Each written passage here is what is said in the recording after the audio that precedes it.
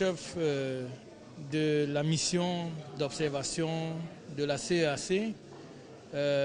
Vous êtes en Guinée équatoriale dans le cadre de l'élection générale. Alors, vous venez de suivre ce rapport de l'Union africaine. J'imagine que ce rapport n'est pas très loin de celui de la délégation que vous conduisez.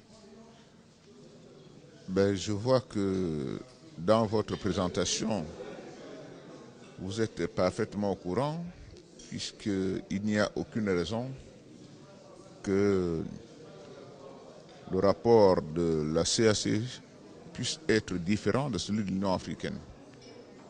Pas seulement parce que nous appartenons tous à l'Union africaine, mais seulement parce qu'avec la même objectivité, nous avons été sur le terrain et nous avons observé la manière dont les élections se sont déroulées.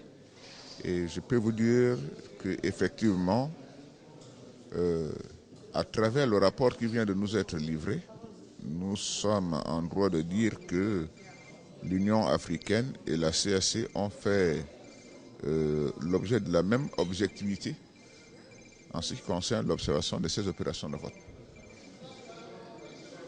Alors, quand même en termes de recommandations, qu'est-ce que la CAC peut dire à la Guinée équatoriale?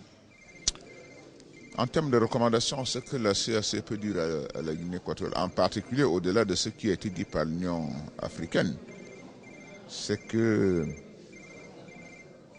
nous attendons sur un premier point qu'à l'avenir, la République de Guinée équatoriale qui a mis l'accent sur la question de la parité donne beaucoup plus de place aux femmes dans le processus démocratique politique.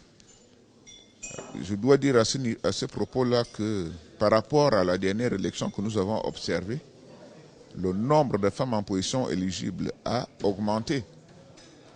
Alors, et comme cette augmentation se fait dans le cadre des recommandations, ou je ne peux pas parler de recommandations, des normes de la communauté en matière de genre, je dis, la Guinée équatoriale est le bon élève de la classe.